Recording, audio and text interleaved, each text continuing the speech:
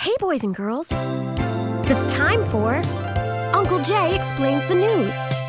Now here's the guy who helps little minds understand big news stories, Uncle Jay. Hi, boys and girls. Now, before we start, thanks very much for all the enthusiastic messages you sent the minute you heard that Katie Couric might be leaving CBS News. Now, whether that happens or not, the suggestions you've sent are very flattering, but just not realistic. And that's the way it is. Well, Uncle Jay's news word for this week is one of those messy ones. Euphemism.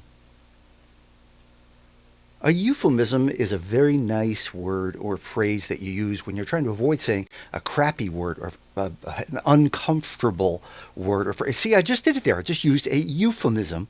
The word kind of sounds like a religion, like Hinduism or Buddhism or journalism. And actually, you'll see many devout practicing euphemists in the news. Right now, many people are avoiding the word war for what's happening in Libya because it's such an ugly word. It's good for absolutely nothing. And so they replace it with words that sound nicer, a little more formal, or at the very least, more confusing. Now, the group of countries that are invading Libya, that are protecting Libya, are called a coalition of countries. Each country does its part and contributes equally to the very difficult task of transitioning to a better government for Libya. Now, here in America, our federal government is the Shakespeare of euphemism. Ever since America's War Department became the Defense Department, we've had fun with words. Right now, our government is having a conversation about taming the deficit and balancing the budget, using a constitutional process called advise and consent. Now, boys and girls, don't confuse the word with another word that's in the news, symbolism.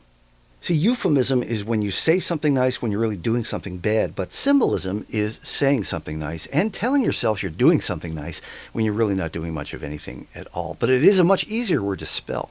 And now it's time to answer one of your news questions. This week it comes from Julie in Orlando. Hi, Julie. Julie writes, Dear Uncle Jay, I never heard of Elizabeth Taylor or Geraldine Ferraro until they died.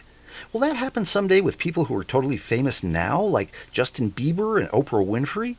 Thanks, Julie. You will someday be amazed at the famous celebrities and songs and even news events that young people will say, well, who was that? And who cares? Yes, you will someday have to explain things like this, and this, and this. Sorry, Julie, but that's the way it is. Good night and good luck. Courage. And good night, Mrs. Calabash, wherever you are.